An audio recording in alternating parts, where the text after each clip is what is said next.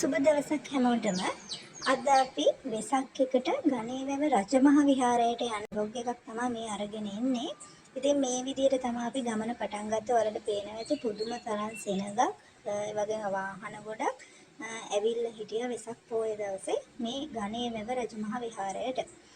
ඉතින් හැමෝම දන්නවා ගණේවැව රජමහා විහාරය කියලා කියන්නේ කත්නෝරුවේ අපේ ස්වාමීන් වහන්සේ වැඩ වෙසෙන පන්සල. ඉතින් මේ පන්සලේ අර අලුතින් ඉදිකරන විහාරයේ වැඩ සියල්ල නිම වෙලා දැන් ඒකේ තමයි සිල් ගන්න අයත් ගොඩක් ඉන්නේ. ඒ වගේම එතන ඊට මාති ඒ තරමට සෙනග ඇවිල්ලා හිටියා වෙසක් පොය දවසේ.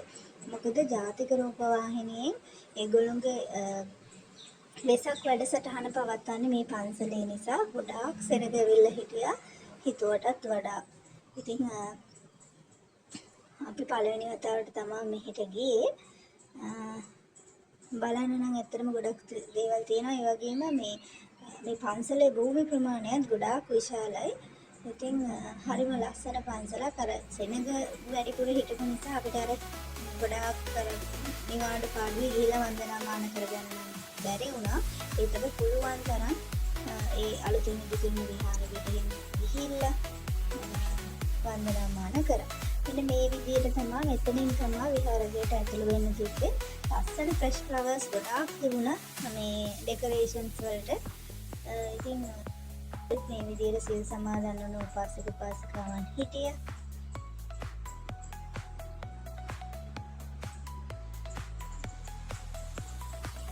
ගොඩක් ලස්සනයි. පිරිම වහන්සේ ඒ වගේ මෙතන තිබුණ ධර්ම මණ්ඩපයක් සකස් කරපු ආසනයක් එහෙම එකක් ගොඩක් ලස්සනයි. මම ඒකේ වෙනම ෆොටෝස් ටිකක් අරගෙන මේ වීඩියෝ එකේ අවසානයේ දාන්නම්.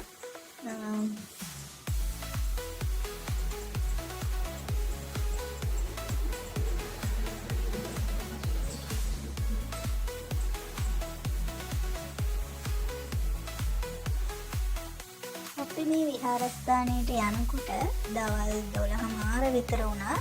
ඉතින් කත්නෝරුවේ ස්වාමීන් වහන්සේගේ ධර්ම දේශනාවක් දවල් 2ට පැවැත්වෙන බව දැනුම් දීලා තිබුණා. හැබැයි අපි එක්කම හිටියේ නෑ. ඒ නිසා අපිට උන්වහන්සේ නම් දකින්න බැරි වුණා.